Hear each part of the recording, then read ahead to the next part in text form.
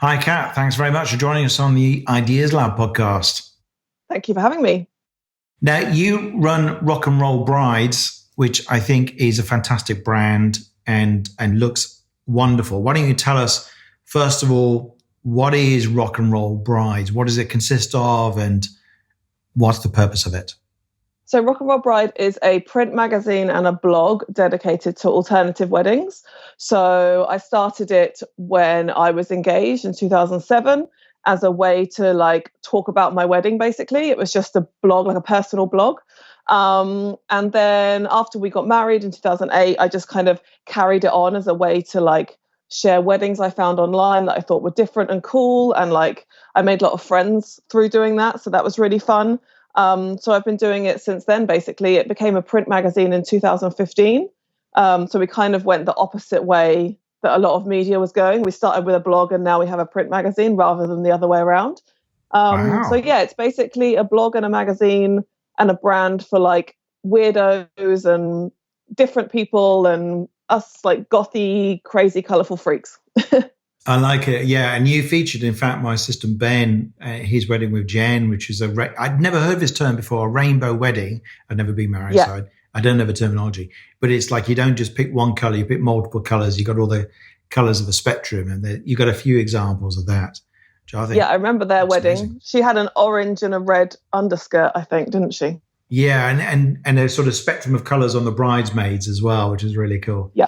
So I like this. So you started because basically the typical the bridal, what do you call it? The wedding industry is very girly, very traditional, very white dress and formal, and that wasn't really chiming with you. Was that the problem?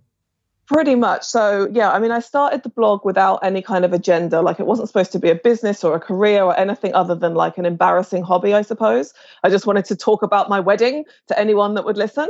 And this was obviously before Facebook groups and Pinterest and Instagram. So, having a blog was the way to show who you were online. So yeah, it started as a hobby, and then I just found that naturally I was sharing things that were more alternative. As soon as we got engaged, I went out and bought every single wedding magazine, and I was like, this is all terrible. I don't want any of this. I don't want that princess dress. I don't want to spend £500 on a car to take me 3 miles down the road. Why do I have to spend all this money? And yeah, it kind of naturally morphed into being alternative inspiration because that's kind of stuff I was interested in. And then it sort of gathered a bit of an audience and people that were like, oh yeah, this is something we haven't seen before. And it was a very organic process. That's brilliant. I remember when my brother got married, something like 20 years ago. So the numbers will be even worse now. But he said, John, everything's measured in thousands. It's like, I'd like a car. Oh, well, that'll be £1,000. I'd like some flowers. How many thousands would you like to spend on flowers? It's a little bit like when you do a house and suddenly you're spending 35 grand on a kitchen and feeling like that's a good deal. Yes, that's right. And before you buy that, you just go how do people spend so much money when they're rich? It's well, it's very easy. Yeah. Yep. And so the magazine, is that, how often does the magazine come out? It's bi-monthly, so 6 issues a year. Cool. And is this was there a book as well? There was a book. I published a book in January 2019. It came out. So it's been out just over a year and a bit now. And the blog itself, things might have changed recently. We'll talk about that in a moment. But the blog itself, is this your main source of income now? Blog and magazine, I guess. No, I would say it's the magazine and the brand as a whole. I mean, when we first started monetizing the blog, we made money from banner advertising, Google ads, and when a brand wanted to pay for a sponsored post. So we talk about them, link to their site, all that stuff. And that's pretty much the only way we made money. These days, I'd say the majority of our income comes from print magazine adverts, ironically, and selling our own products, so selling the magazine. And then I have a few collaborations with different brands. So I have a veil collaboration with a company called Crown and Glory, where we both promote it and we share the profits. And I have a few little things like that are under the brand umbrella. So it's not really passive income like you might think a blog could be, or it might have used to have been. It's definitely more of an effort these days, but it's the brand rather than just the website itself that monetizes. Right. No, that makes sense to me. And do you have paid placements on Instagram and stuff like that?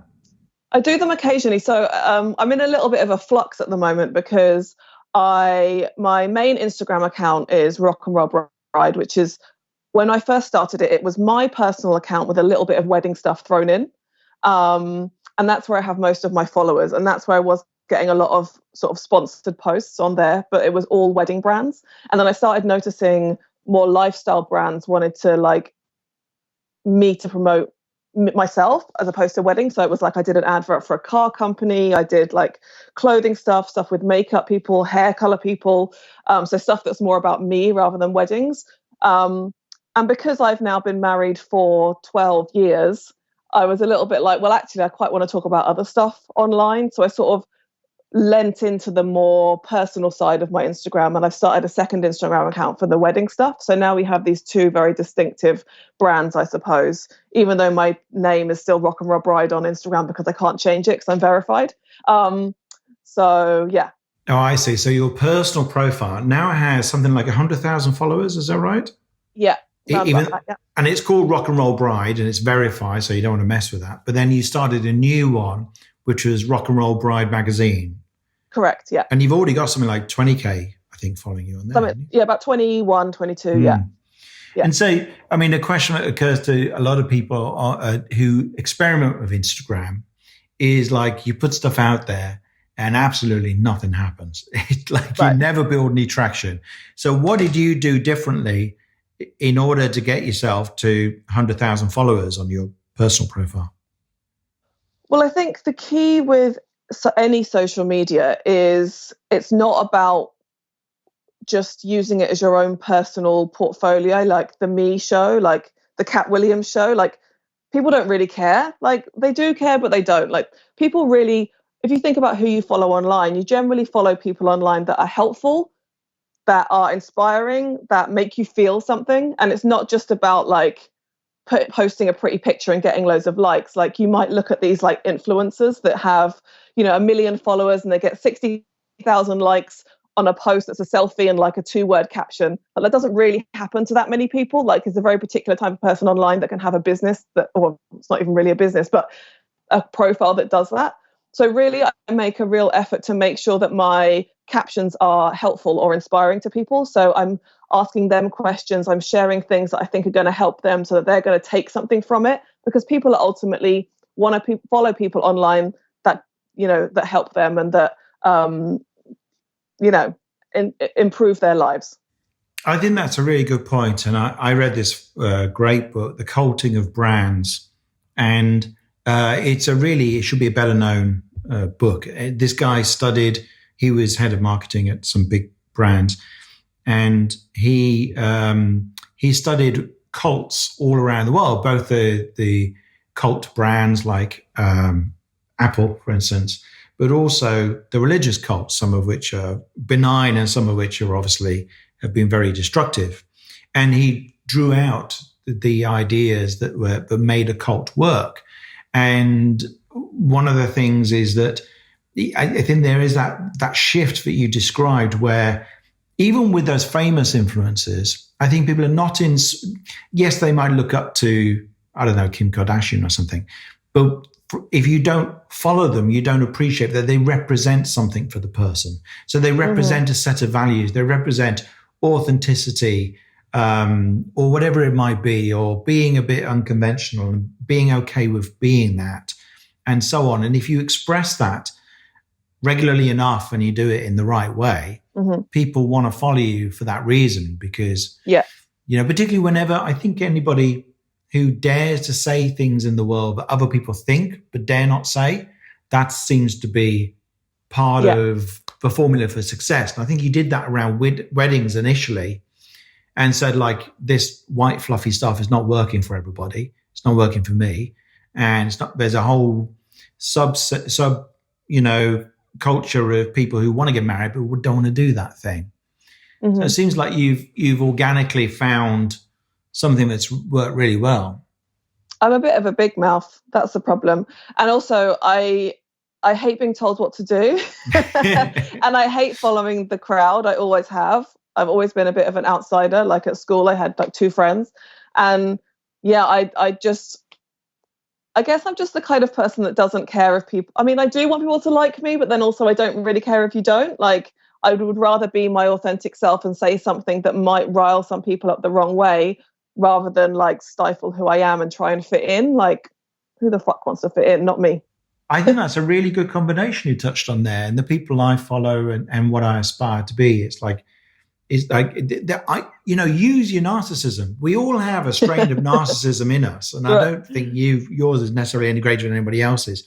But it's so in proportion of us anyway, those of us who are extroverts, like the attention you can get on social media. I know I do.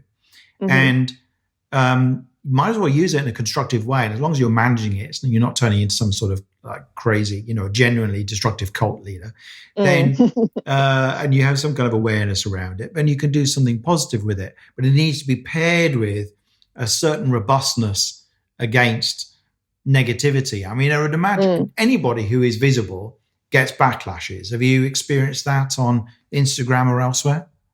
Dude, you have no idea. Yes, of course I have. But everyone in the wedding industry must be so nice and lovely. I can't imagine that anybody would.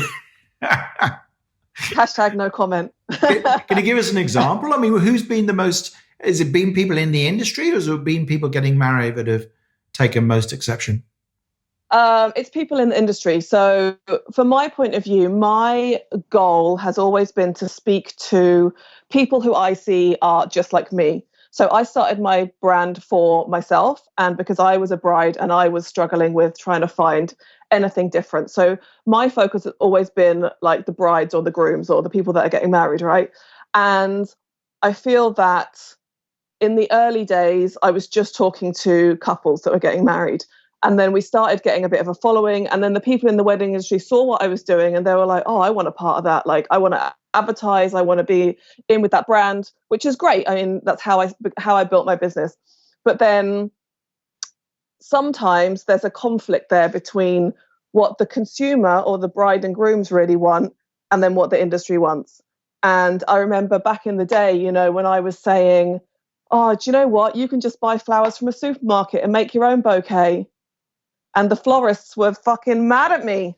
And, I've said, you don't have to go to a bridal boutique and spend $4,000 on a dress. You could buy one from ASOS. And then the wedding dress people were mad at me.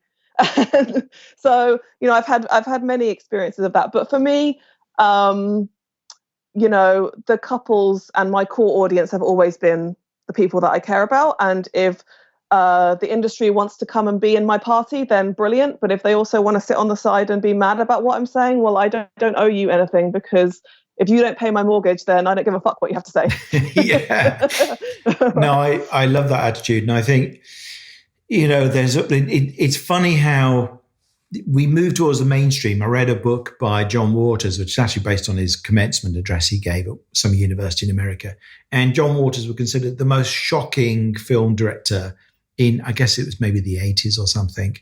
And those who were around in the 80s will know some of the things that are so shocking, I can't even mention, that he became famous for.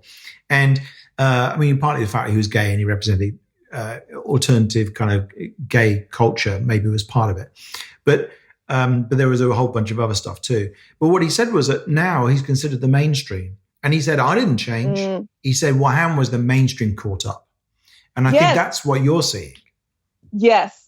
Oh my God, yes. So I feel like when we first started, it was extremely left field to be saying, you don't have to spend £20,000 on a wedding. You can buy your dress from ASOS.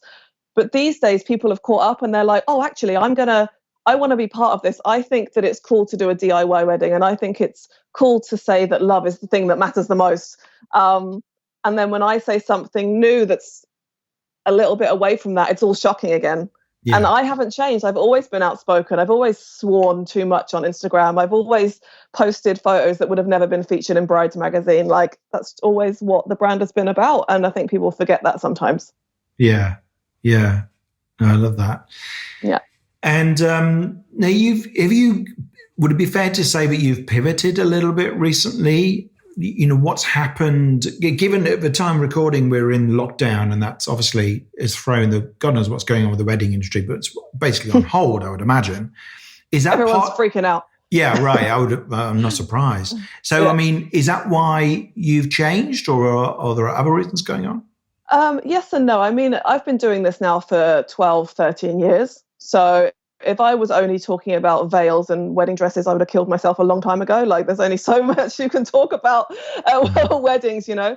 I love weddings. I love looking at weddings. I love seeing people's ideas and the creativity, but I still have a lot of other interests. And I've done lots of other things over the years. You know, I did the Blog Academy workshop, which is a traveling workshop that taught people about blogging and running an online business. Um, I've done lots of different things. And I think recently, I would say in the last year or so, or the last couple of years, I've really been on like a self improvement, self love journey.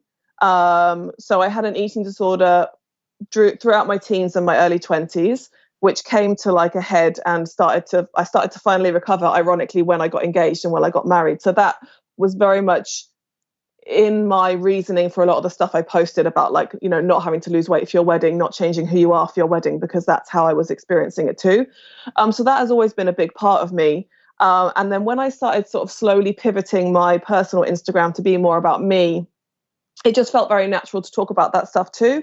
So to talk about how, you know, I've been building my confidence and how I am who I am and how I don't think anyone should diet to get into a bikini or whatever. And it was a very natural thing. Um, and I guess I am leaning more into that now because of lockdown. And it's not a reaction to the wedding industry shutting down or anything. It's just something I've always been into. And now I'm seeing more opportunities to explore that. Mm. And to pivot it. And yeah, it's something I've been doing for a little while, but I think people are maybe just starting to notice now because I'm being more vocal about that stuff. Yeah, that makes sense. And Excuse me. I saw a talk, oh God, it's probably a very long time ago now, by Daniel Priestley, who's a business guru. And he said, like, you know, what should people often ask him, what should they do when they get bored or they feel like moving on? And what he said was, don't move on, move up.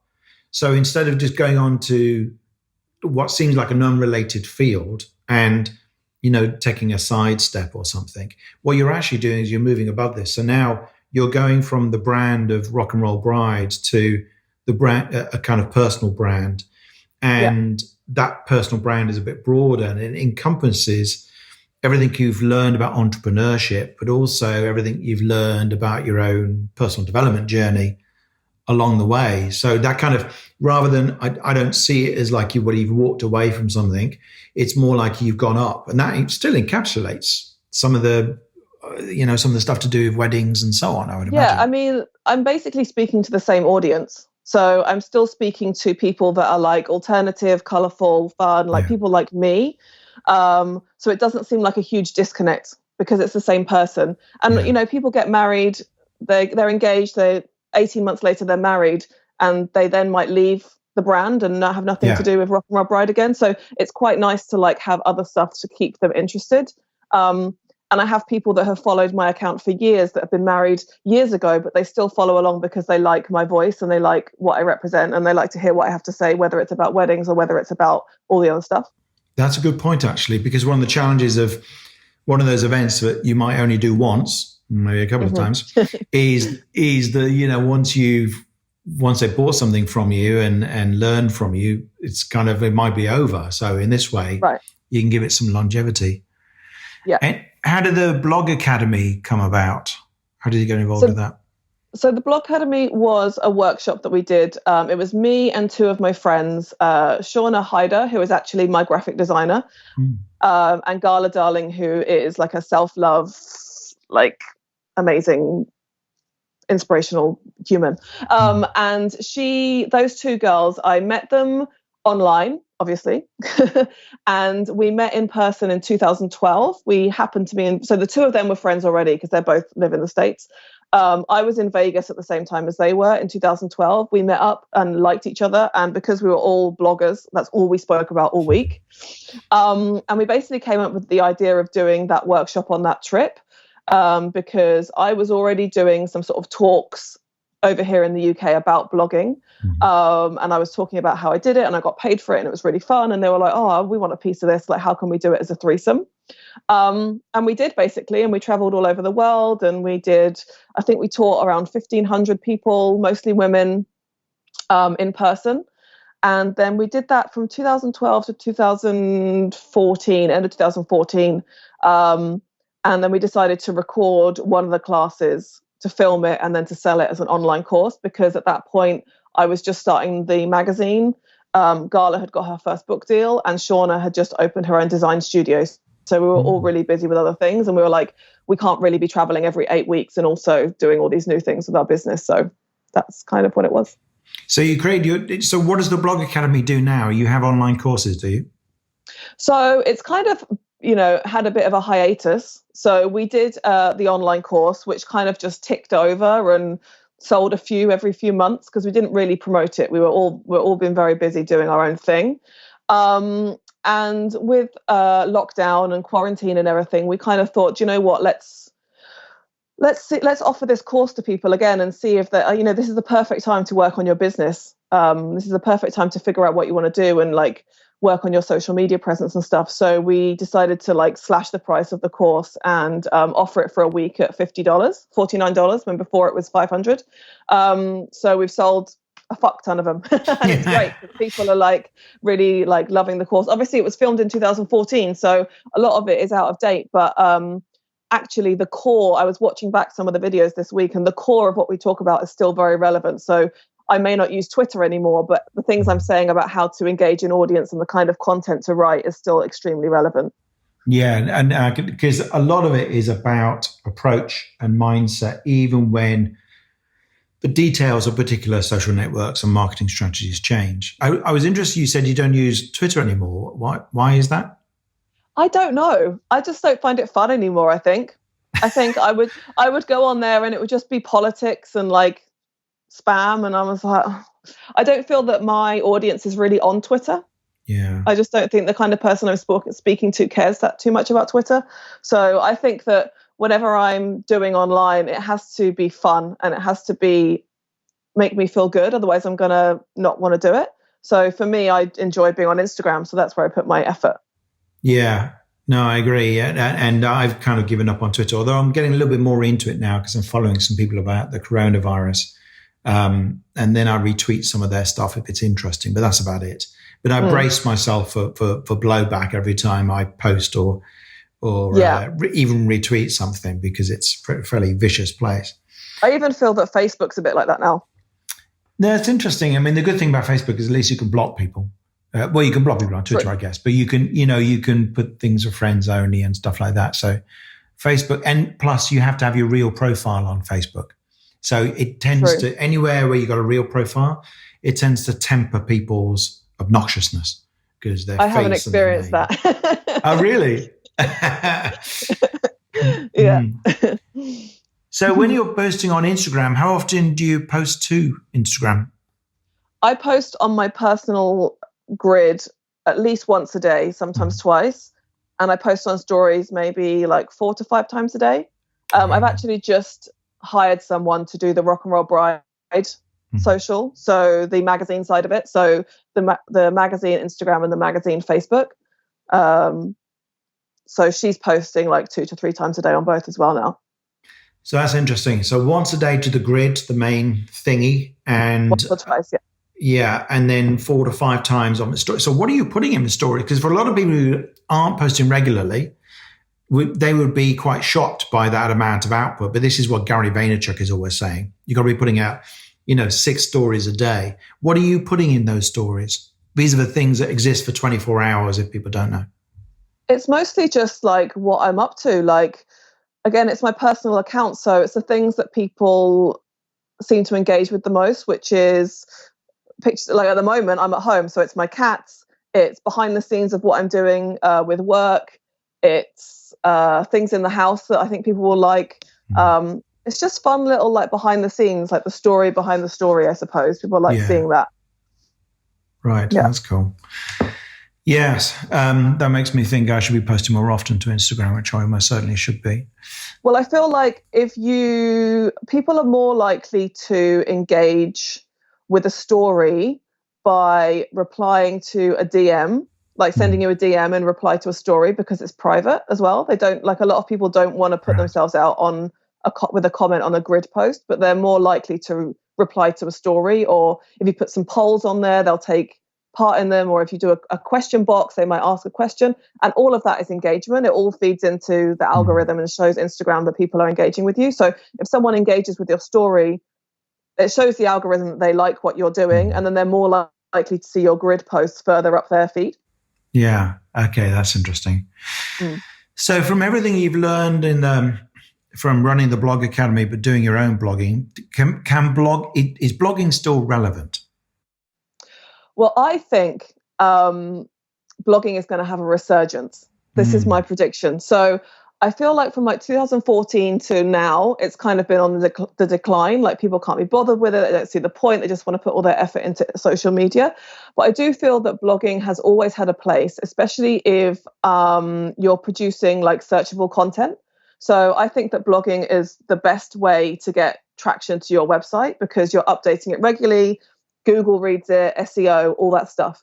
So I've blogged the whole way through. But these days, like especially in this lockdown period where people are literally glued to their phones 24/7, you have a captive audience. So why not try and encourage them to click through to your website or offer them some content that you can't put on social media? Because Instagram has only got a 2,000 character limit. There's only so deep you can go with people on Instagram, whereas on a blog you can write endless amounts of content.